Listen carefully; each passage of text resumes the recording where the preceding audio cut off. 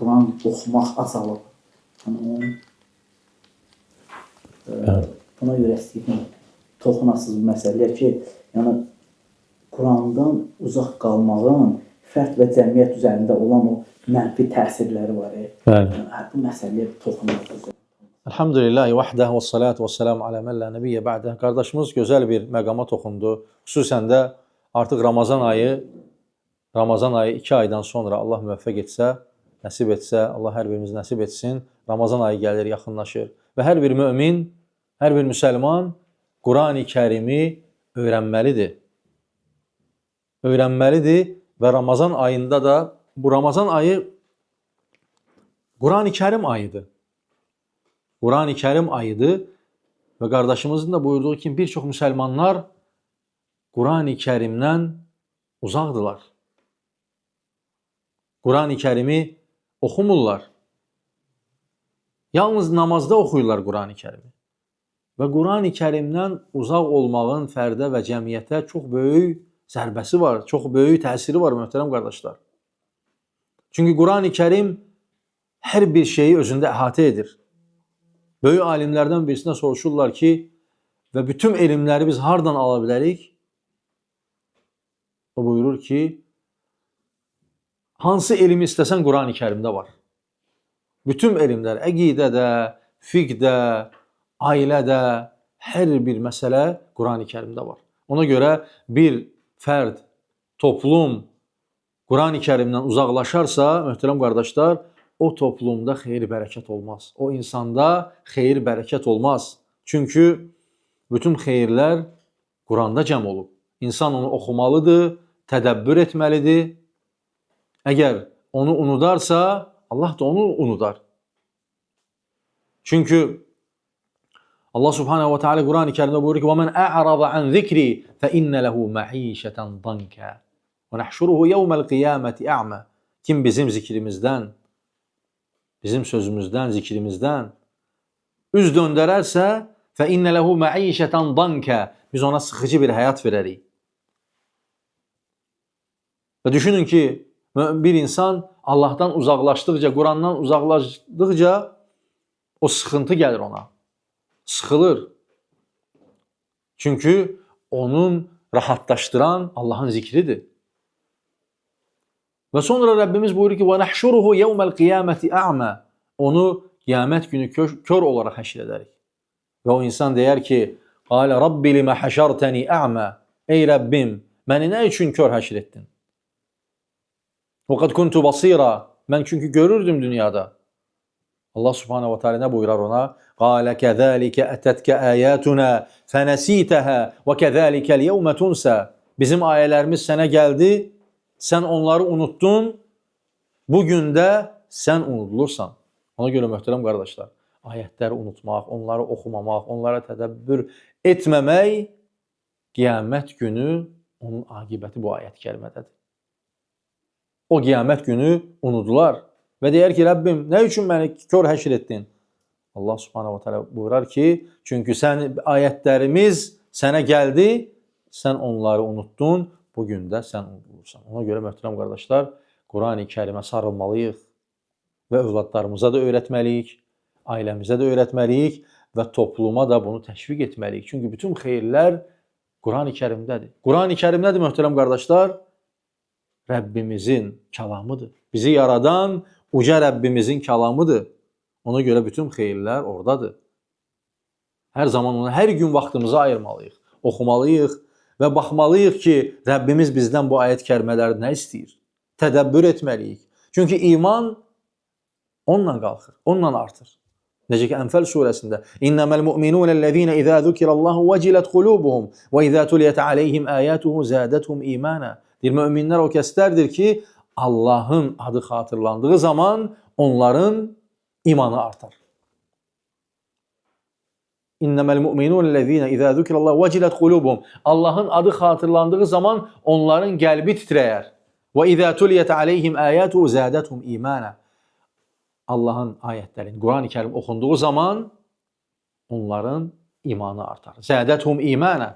Ona görə Qurani Kərim, möhtərəm qardaşlar, imanın artmasının ən böyük səbəblərindəndir. İnsan Quranı oxuyur, onu tədəbbür edir və beləliklə imanının artmasına səbəbdir, təkandır və Qurani Kərimsiz də həyat yoxdur möhtərəm qardaşlar. Bir insan Quranı oxumursa, onu tədəbbür etmirsə, heç vaxt xeyrə və doğru həyata çata bilməz. İmanı əldə edə bilməz. Və iman da Qurani Kərimi tədəbbür etməklə artar. Ona görə öz nəfsimə, sonra da sizlərə tövsiyə edirəm ki, Qurandan möhkəm sarılaq. Övladlarımızı da buna sarılmağa təşviq edək ki, xüsusən də Ramazan ayı gəlir, ona kimi oxuya bilməyənlər də Quranı öyrənsin və Qurani Kərim ayı gəlir. Ramazan ayında Qurani Kərim nazil olub və ona kimi 2 ay var, ona kimi Quran öyrənmək olar, öyrənməyənlər öyrənsin və hər bir hərfinə də 10 savab var. Allah hər birimizə müvəffəq etsin. Bəli. Müəllim, Allah sizə bərəkət versin. Bu çox gözəl bir toxundunuz Qurana. Yəni burada bir məqama istəyirəm toxunasınız. Çünki ehtiyac var. Yəni bəzən Qurandan danışanda bu hədis inkarçıları istifadə edirlər bundan. Bu Quran ayələri hədislərlə necə əsaslandırırlar? Yəni buna ehtiyac var, bəli, bu hədislərə. Möhtərəm qardaşlar, qardaşımızın həqiqətən verdiyi sual, son zamanlar toplumda bəzi insanlar yalnız Qurani Kərimi götürüb Allahın ayələrin, Allah Resulü sallallahu aleyhi və səlləm hədislərini kənara qoyurlar. Və qardaşımızın da sualından başa düşdüyümüz odur ki, düşülən odur ki, yəni ayət kərimələri hədislərsiz başa düşmək olarmı? Və yaxud onlar bir-birini necə tamamlayır? Belədir də sual. Bəli. Möhtərəm qardaşlar, hər bir müsəlman namaz qılır. Və Qurani Kərimdə Rəbbimiz buyurur ki, bu uzun mövzudur, ancaq qısa Qurani Kərimi iddia edənlər, hansı ki onlar zənn edirlər ki, onlar Quran əhlidir, vallahi onlar Qurandan uzaqdırlar. Quranilər deyirlər özlərinə, ancaq onlar Qurandan uzaqdırlar. Qurani Kərim onlardan uzaqdır. Çünki hədislər, onlar hər ikisi vəhidir. Yəni Qurani Kərim mücməl, yəni mücməl ayətlər var Qurani Kərimdə. Yəni onun mənaları, şərhi hədislərdən götürülür. Onlara bir sual vermək istəyirəm. Namaz qılırıq. Zəkat veririk. Möminin üzərinə buyurulan İslamın şərtlərindəndir. Oruç tuturuq. Allah Subhanahu wa Taala Qurani Kərimdə deyir ki: "Və aqimus-salah", namaz qılın. "Və atuz-zakah", oruç tutun. Zəkat verin daha doğrusu. "Və atuz-zakah", və savmu Ramazan, o Ramazanda da həmçinin oruç tutmaq əmr olunur. Yaxşı, sual olunur ki, bunlara Quran iddiasında olan Qurani Kərim, hər birimiz bilirik ki, Qurani Kərim onun fəziləti haqqında danışmağa ehtiyac yoxdur. Quran Allahın kəlamıdır. Ən üstündür, ən birincidir. Sadəcə hədislər Quransız, yəni hədisləri Qurandan ayırmaq olarmı? Yəni məsələ budur. Bunlar deyirlər ki, yox, biz yalnız hədisləri götürürük. Quranı götürürük, hədisləri ehtiyacımız yoxdur.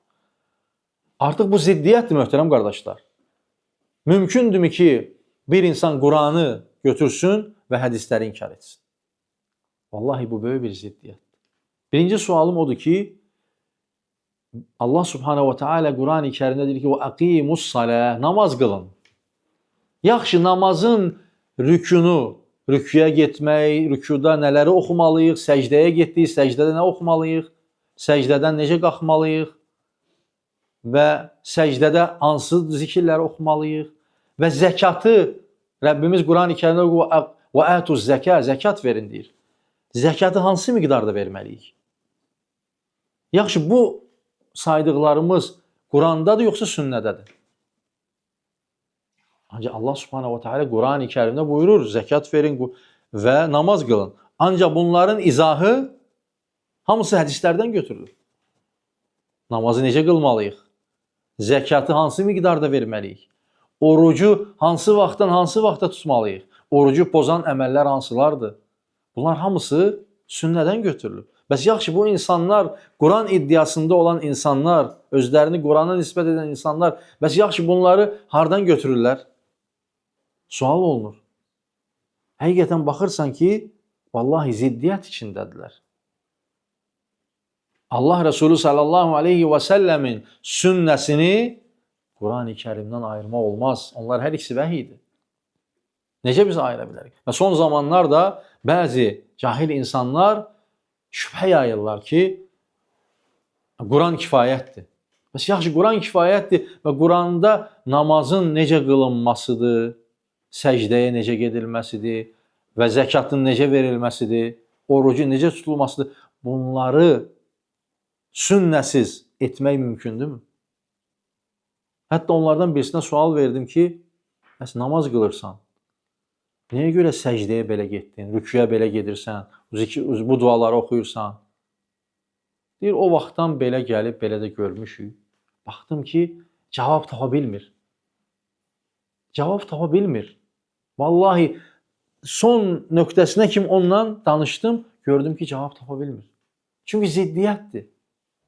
Çünki Quran-ı Kərimi sünnədən ayıran hər bir insan ziddiyyət içindədir. Ona görə qısaca demək istəyirəm ki, heç zaman, möhtərəm qardaşlar, bu şübhəyə düşməyin. Vallahi bu ziddiyyətdir. Quran-ı Kərimi sünnədən ayırmaq olmaz. Son zamanlarda bu yayılır. Son zamanlar yayılıb, möhtərəm qardaşlar. Baxın, şübhə atırlar. Ancaq onlara qısaca demək istəyirəm ki, vallahi onlara uymayın. Çünki onların gətirdikləri batildir və ziddiyyət içindədir. Heç bir əsası yoxdur. Bir insan Quranı götürmək iddiası ilə sünnəni tərk edərsə və ziddiyyətə düşər. Və heç bir əməlini yerinə gətirə bilməz. Nə namazını, nə zəkatını, nə orucunu, heç birisini düzgün şəkildə gətirə bilməz. Hətta onlara soruşduqda namazı necə qılırsan, özü də cavab verə bilmir. Bilmir ki, namaz. Çünki sünnədə gəlib axı namaz. Əhkamları sünnədə gəlib. Və bilmir ki, necə cavab versin. Ancaq bunu insanlara şübhə kimi atır və bunu yaymaq istəyir. Ona görə, möhtərəm qardaşlar, bu cür cılız şübhələrdən nəfsimizi qorumalıyıq, ətrafımızı qorumalıyıq. Heç zaman sünnəni Qurandan ayırmaq olmaz. Bu ayıran insanlar cahil insanlardır, bilmirlər. Həqiqətən bir balaca, çox yox, bir balaca düşünəndə görürsən ki, Quran-ı Kərimin mücməl ayətlərini sən sünnədən ayıranda artıq ziddiyyətə düşürsən. Heç bir ibadəti edə bilmirsən. Allah Subhanahu wa Ta'ala Quran-ı Kərimdə də buyurub ki: وَمَا أَتَاكُمُ الرَّسُولُ فَخُذُوهُ وَمَا نَهَاكُمْ عَنْهُ فَانْتَهُوا. Ayət-i kərimədə buyurur ki, Allah Rəsulü sizə nəyi verirsə götürün, nədən çəkindirirsə çəkinin. Ona görə ayətlər də var və eyni zamanda da Quran-ı Kərim heç zaman sünnəsiz düşünülə bilməz. Bəli. Allah razı bir sual. Bəli, buyurun. Bir dənə toxunum. Bəli. Deməli, siz qeyd elədiniz ki, orada onların heç bir əsasları yoxdur. Bəli. Bu sünnəni inkar etməkdə. Yəni, Quran da vəhdir, səhih hədislər də vəhdir. Bəli. Bəs insanlar bildiyi halda ki, bunun hər ikisi vəhd olduğu halda, bu şübhələrin arxasınca nəyə görə gedirlər onlar? Şübhələrin arxasınca ona görə gedirlər ki, çünki bəzi, Allah qorusun, cahillər, bəzi İslam düşmənləri görürsən ki, Allah Rəsulunu alçatmaq istəyirlər. Allah Rəsulunun sünnələrini aradan çıxartmaq istəyirlər. Quran adı altında. Hətta bəziləri onun, baxdım ki, bir mötəbər görünən bir insandır, namaz əhlidir, çoxdan tanıdığımız bir adamdır. Allah Rəsuluna son məqamda bir paştalyon kimi baxırdı. Gör, nə dərəcəyə gəlib insan. Yəni ki, sanki o Quranı gətirib verib bizə, vəssalam, onun vəzifəsi odur. Yəni, onun sözü ola bilməz. O dərəcədə onlara şübhə gəlib. Ancaq Nəcm surəsində hər birimiz bilirik ki, Allah Subhanahu wa Ta'ala deyir ki, وَمَا يَنْطِقُ عَنِ الْهَوَى. Deyir, o heç vaxt öz havasından danışmır. Kim? Allah Rəsulü. Heç vaxt öz havasından, özündən heç nə danışmır. İn huve illa vahyun yuha. Deyir, onlar hamısı vəhiy idi ona. Onu Allah əlləməhu şədidul quva. Allah güc-qüvvət sahibi olan Allah öyrədib ona onlara. Yəni ona görə bu şübhələri atırlar ki, sünnəni aradan çıxartsınlar. Ona görə heç zaman sünnə ilə, sünnəsiz, yəni Quran-ı Kərimi sünnədən ayırmaq olmaz. Və bu cılız şübhələrə də uymamaq lazım, möhtərəm qardaşlar. Bəli. Yəni, demək olar ki, sünnəni ona görə inkar edirlər ki, bunların nəfslərinə daha çox xoş gəlir. O da ola bilər. Cürbəcür insanlar var. Görürsən, onlar şübhə gətirirlər ki, hədislər bilinmir. Hədislər, onlar gətirirlər ki, bəzilərindən söhbət elədim, gördüm ki, hədislər bilinmir və necə gəlib çatıb. Ona sual verdim ki, bəs yaxşı, Quran-ı Kərimi bizlərə kim çatdırıb? O kişilər gətirməyib bizə Quran-ı Kərimi. Vallahi o Quranı gətirən o kişilər, hədisləri də o kişilər bizə çatdırıb. Burada heç bir çətinlik yoxdur. Bu şübhəyə nə yoxdur? Quran-ı Kərimi gətirən sahabələr, tabiinlər, ətba'ut tabiin, o fəzilətli insanlar bizdə sünnəni də gətirib çatdırıb. Allah Rəsulünün kəlamı. Hətta orada sünnədə zəif olan hədisləri də çıxarıblar. O dərəcədə hədisə həssas yanaşıblar ki, bilir ki, hədislərin də zəifi var, həsəni var, münkəri var. Bunlar alimlər onu sahabələrin dövründən bu günə kimi təmizləyiblər. Hətta ən xırda yalan danışan insandan belə hədis qəbul olunmuyub. Yəni o cür kişilər Quran, sünnəni gətirib bizə çatdırıblar. Mesela İmam Buxari kimi, Müslim kimi, yəni İmam Buxarinin və Müslimin kitablarında gələn hədislərin demək olar ki, hamısı səhihdir. Onlar hamısı çox üstündə, çox yəni şiddətli şəkildə təmizlənmiş və insanların hansı ki fikirləşdiyi kimi deyil ki, onlar o hədislər bizə necə çatıb və o alimlər onları gözəl şəkildə incələyiblər. Hətta ən xırda yalan danışandan belə hədis qəbul eləməzdilər. O da bir elmdir, dərin bir elmdir, rical elmi. Kişilərin elmi, hansı ki onları araşdırırlar, hər adamdan hədis götürülmürdü. Və bir şey də unutmamalıyıq ki, onlar şübhə yayırlar ki, necə oldu ki, o hədislər bizə gəlib çatdı. Və bilməliyik ki, Quran-ı Kərim gəldiyi, gətirdiyi, Quran-ı Kərimi gətirilən kişilər, eyni kişilər də bizə sünnəni gətiriblər. Vəssalam. Burada başqa bir şübhəyə ehtiyac yoxdur, möhtərəm qardaşlar. Bəli. Onu da xatırladım. O hədis inkar edənlər, amma ayələri də inkar etdilər son zamanlar. Bəli, sonu ona gedir, möhtərəm qardaşlar. Baxırsan ki, sünnəni inkar edir. Ondan sonra şeytan ona daha böyük bir vəsvəsə ilə daha böyük bir bəlaya salır onu. Ki, Quranın bəzi ayələrini başlayırlar inkar etməyə. Başlayırlar, hətta görmüşük. İndi ad çəkmək istəmirəm. Bəziləri var, görürsən ki, bəziləri Quran-ı Kərimin ayələrini öz ağılları ilə təfsir edirlər. Quranda hicab yoxdur, nə bilim, Quranda filan yoxdur, Quranda peşməkan yoxdur. Hətta gəlib Quran-ı Kərimə çatıblar. Çünki bir insan sünnəni inkar edirsə, vallahi artıq o müsibət içindədir. O bir gün gəlib Qurana da çatacaq və bəziləri də gəlib çatıblar. Elşad Miri kimilər məsələn, onu demək zərurətində qaldım. Çünki ən çox azdıranlardan birisi də odur. Çünki insanlar onu yaxşı tanımırlar. Qulaq asırlar bəlağətinə, danışığına və düşünürlər ki, bu dinşünasdır, ancaq dindən xəbəri yoxdur adamın. Jurnalistdir, dindən danışır. Və insan düşünməlidir ki, vallahi qiyamət günü Rəbbimin huzurunda nə cavab verəcəm mən? Bu insanlara mən bunu yalan yanlış öyrədirəm. Allahın sünnəsi, Allahın kəlamından ayətləri öz təfsiri ilə gətirir və Allah Resulü sallallahu aleyhi və səlləmin sünnəsini inkar edir və bunu da insanlara aşılayır. Vallahi yazıq insanlardır. Sən gör nəyə cürət edirsən? Bu dünya məsələsi deyil. Bu Qurani Kərimdir.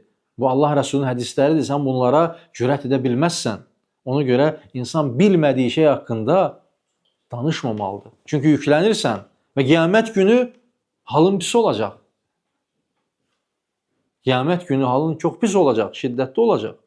Ona görə çalış Qurani Kərimdən insan danışanda diqqətli olmalıdır. Bilmədiyi şeyi danışmamalıdır.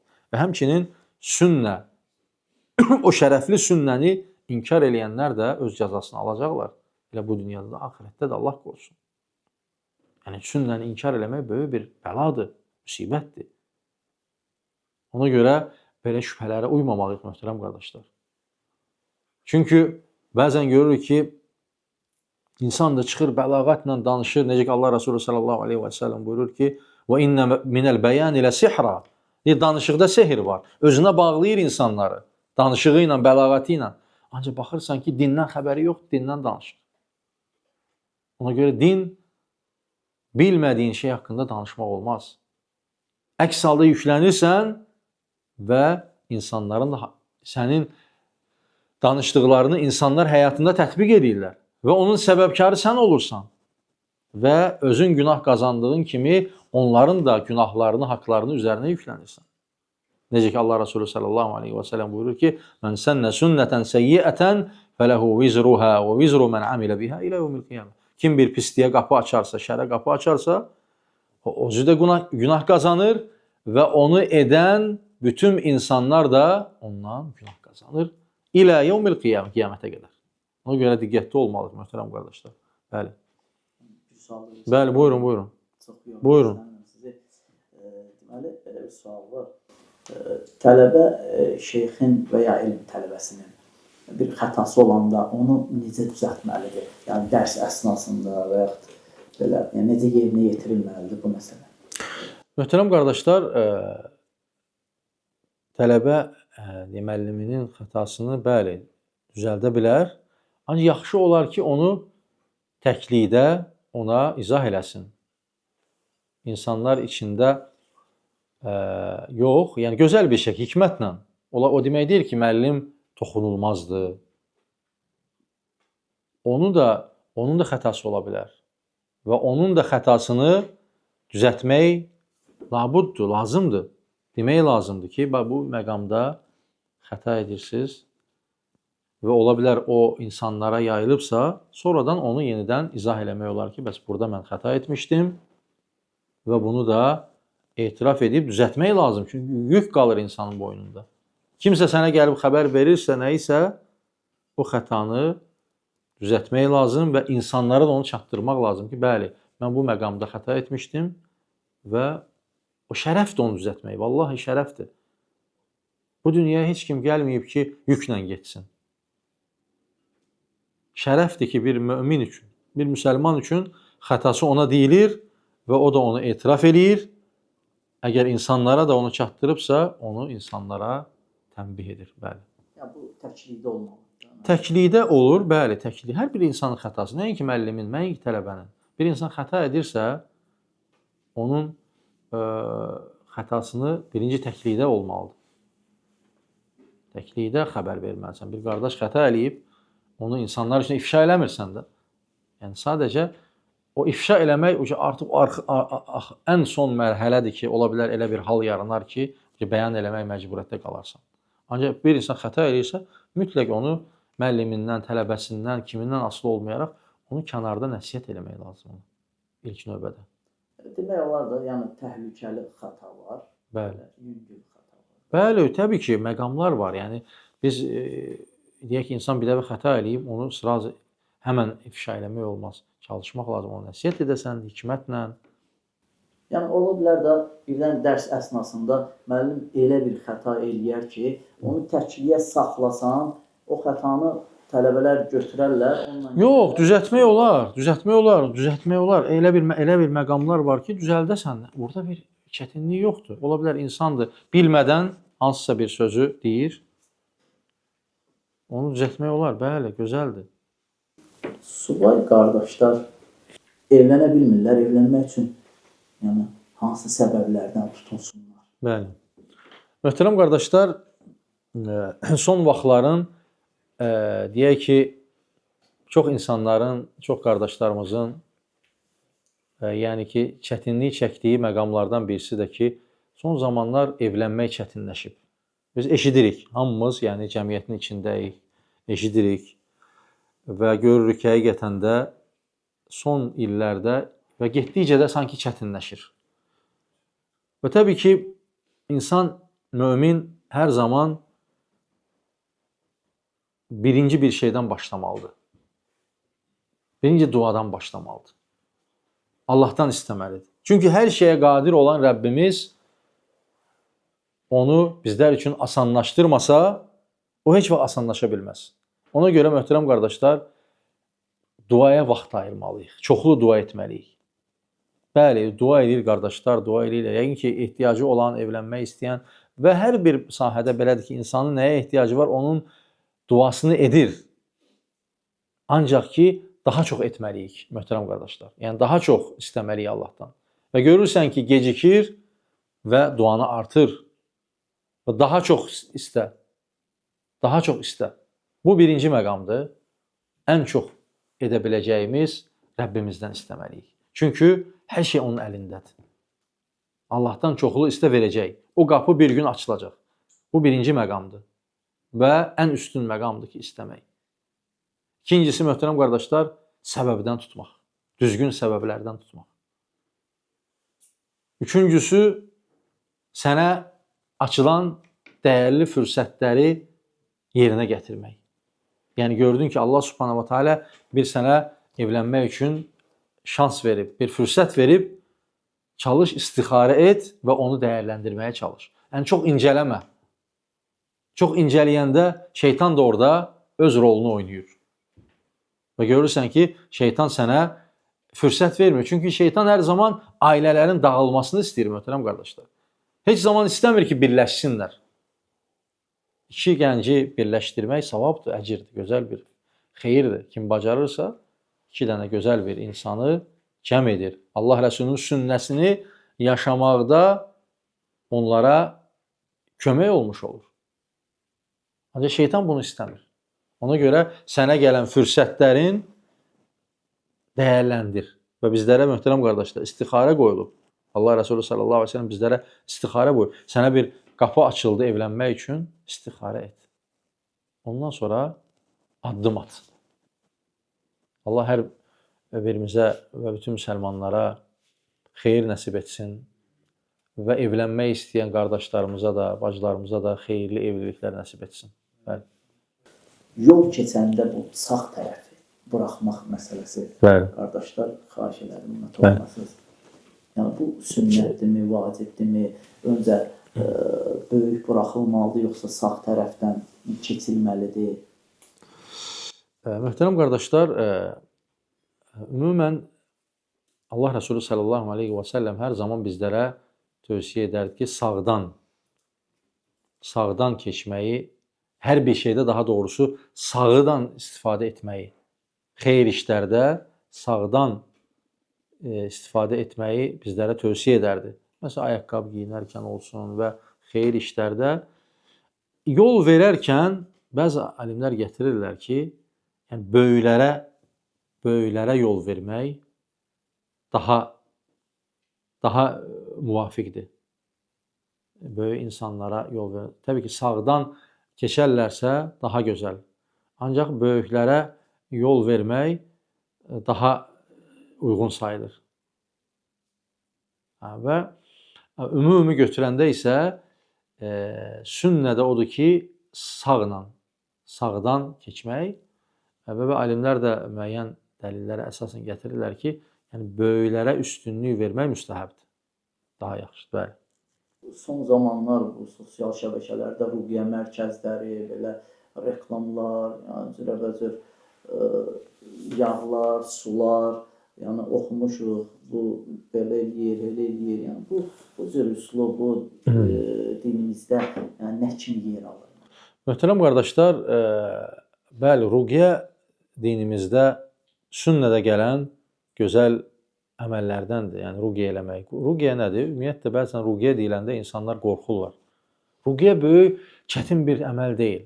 Ruqiyyə Quran oxumaqdır. Allah Resulü sallallahu aleyhi və səlləm buyurur ki, bir yerin ağrasa, gördün ki, haransa ağrıyır, əlini qoy, Bismillah, Bismillah, Bismillah, Əuzu bi qudratillahi min şərri mə əcidu və uhadiru. Min şərri mə əcidu və uhadiru. Əuzu bi qudratillahi min şərri mə əcidu və uhadiru. Bunu 7 dəfə təkrarla. Bu özü ruqiyyə sayılır. Eyni zamanda İxlas, Fələq, Nəs surələridir, Fatihə surəsidir, Ayətül Kürsüdür. Bunları da oxumaq və hər bir insan özünü ruqiyyə edə bilər. Ailəsini ruqiyyə edə bilər. Yəni, hansısa bir, deyək ki, insanın halı pisləşib, hansısa bir xəstəliyi var, ağrıları var və yaxud da ki, cin toxunub və yaxud da ki, sehr olunub, göz dəyib, nəfs olub və belə hallarda, bəli, sünnədə gəlib ki, ruqiyyə edin, ayət kəlmələrlə, Fatihə surəsi ilə, Ayətül Kürsü ilə, İxlas, Fələq, Nəslə və bunlarla hər birimiz, əgər bir insan bilmirsə, bəli, o, məsələn, kimisə çağıra bilər ki, ona kömək etsin bu məsələdə. Ancaq qaldı ki, qardaş, sizin dediyiniz məqamda ki, bəzi insanlar bunu fürsət bilib pul qazanırlar. Möhtərəm qardaşlar, yəni ruqiyyədə pul qazanmaq ümumi olaraq bəyənilən bir əməl deyil. Yəni, onu vəzifə kimi seçmək. Bəli, Allah Resulü sallallahu aleyhi və səlləm dönəmində sahabələr gediblər, oxuyublar bir yerdə, hansı ki bir qövmün başçısına oxuyurlar və oradan bir pay verirlər onlara, onlar da onu götürürlər. Belə bir hadisə olub. Ancaq onu vəzifə kimi seçməyiblər. Belə bir hal olub, yəni o vəzifə kimi yox, gediblər, kömək ediblər, o məqamda onlara bir pay ayrılıb. Allah Resulü də bunu inkar eləməyib. Allah Resulüne də bir pay veriblər. Ancaq bəzi insanlar onu dəlil götürərək, yəni vəzifə kimi seçirlər, görürsən, yəni pul mənbəyi kimi də daha doğrusu. Bəli, kömək eləmək gözəl əməldir. Qardaşlara, bacılara, insanlara ruqiyyə eləmək. Ruqiyyə əsnasında kimsə nəsə versə, bəli, yəni heç nə demədən yəni insan götürə bilər. Ancaq onu müəyyən məbləğ təyin eləmək ki, mən 5.000 oxuyuram, 10.000 oxuyuram, 3.000 oxuyuram, bu şəkildə təyin edib onu biznesə çevirmək, Allah qorusun, bu dəhşətdir. Yəni, belə şey etmək olmaz ki, hər, deyək ki, bunun 1000 manat qiyməti var, 500 manat qiyməti var, 300 manat qiyməti var. Yəni, sanki nəyisə satırız, sankimi, yəni Allahın ayətlərini satmış kimi onlarla davranırsan. Ona görə bu cür əməllərdən uzaq olmalıyıq. Bəli, insan ruqiyyə etməlidir, kömək etməlidir. Ancaq ona sərf elədiyi vaxtın müqabilində gözləmədən kimsə nəsə verirsə, az verir, çox verir, onu qəbul edə bilər. Ancaq müəyyən məbləğlər təyin eləmək olmaz, düzgün deyil. Bəli. Bir də bu ruqiyyə prosesini çəkib sosial şəbəkəyə qoymaq olarmı? Yəni, biz gördük bu sosial şəbəkədə belə videolar çıxdı qabağımıza. İndi ruqiyyə bilirik ki, kimə olunur. O insan ruqiyyə olunanda qeyri-ixtiyari hərəkətlər olur, orada bəzi şeylər olur. Yəni, onu çəkib qoymaq olar sosial şəbəkədə. Biz bəzi gördük ki, belə bir hərəkətlər elədilər. Biri indi ibrət götürsə, 5-i məsələn gülüş obyektini çevirir. Bəli, möhtərəm qardaşlar, bəli, bu cür şeylərlə, bu cür müalicəvi ruqiyyə yəni üslubları ilə insanları yəni çəkib qoymaq bəyənilməyən bir haldır. Sual onlar nə üçün? Ona görə ki, birincisi onu etməklə ola bilər ki, uşaqları və bir çox insanlara qorxu mənbəyi kimi ola bilər. Yəni onu görən qorxa bilər. Sən onun qorxmasına səbəb ola bilərsən. Çünki orada elə hallar baş verir ki, görürsən, insan özündən çıxır, qışqır, bağır salır və müəyyən özündən qeyri-ixtiyari hərəkətlər edir və onu görən, ola bilsin, uşaqdır, yaşlıdır. Belə insanlar var, o mənzərəni baxır və təsirlənir və ona pis təsir edir. Hətta görürsən ki, özünün o insanın xəstələnməsinə gətirib çıxarır. Ona görə bu cür mənzərələri çəkib nümayiş etdirmək, onu paylaşmaq, onu insanlar arasında yaymaq düzgün hal deyil yəni. Yəni düzgün hal deyil möhtərəm qardaşlar. Hətta deyərdim ki, Allah qorusun, kimlərinsə haqqına girməsinə səbəb ola bilərsən. Kiminsə qorxmasına səbəb ola bilərsən. Və beləliklə də günaha girmiş olarsan. Çünki bu Allah üçün olunan əməllərdir. Qardaşına kömək edə bilirsən, elə. Bacına kömək edə bilirsən, elə. Ancaq onu çəkmək, onu ifşa eləmək, onu yaymaq, o insanın etdiyi o hərəkətləri insanlara göstərmək və görərkən həm o insan rüsvay olur bir növ, həm də ki, görənlər də vahimə basır görənlər də. Ona görə bu cür əməllərdən çəkinmək tövsiyə olunur. Allah hər birimizi eşidib faydalanlardan etsin. Allah hər birimizi eşidib əməl etməyə müvəffəq etsin. Və sallallahu və səlləm alə nəbiyyina və habibina Muhammed.